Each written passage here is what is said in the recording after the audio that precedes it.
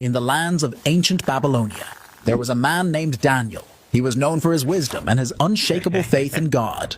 3 times every day, Daniel would open his window and sit down on his knees in prayer. He lived in Babylon, a grand city, where he served King Darius, a ruler of great power. Daniel was so good at his job that the king wanted to put him in charge of the whole kingdom. But not everyone was happy about this. Some of the other leaders were jealous of Daniel.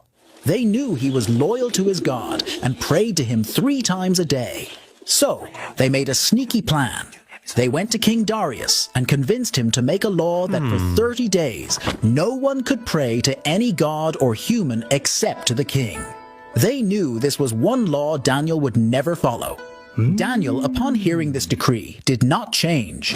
With the windows of his chamber open, he knelt and prayed, just as he always had.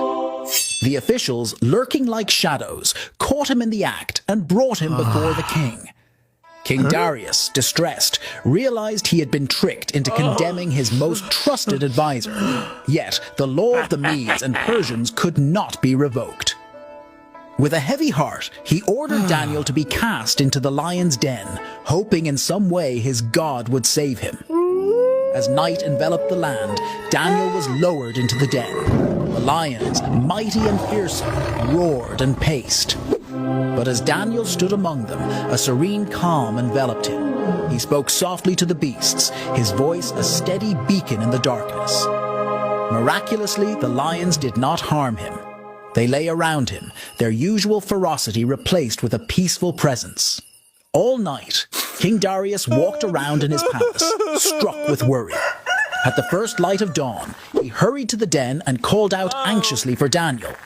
From the depths of the den, Daniel's voice rose, steady and calm. "O king, my God sent his angel and the lions have not hurt me."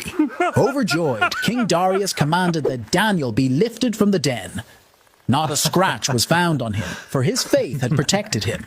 Then, in a turn of justice, the king ordered those who had conspired against Daniel to be thrown into the lion's den. This time, the lions did not hold back, and the conspirators met a swift end. King Darius issued a new decree, declaring that in every part of his kingdom, people must respect Daniel's God. Daniel's bravery and trust in God protected him from the lions. His story teaches us about staying true to our beliefs, even when it's hard, and how faith can bring us through the scariest times.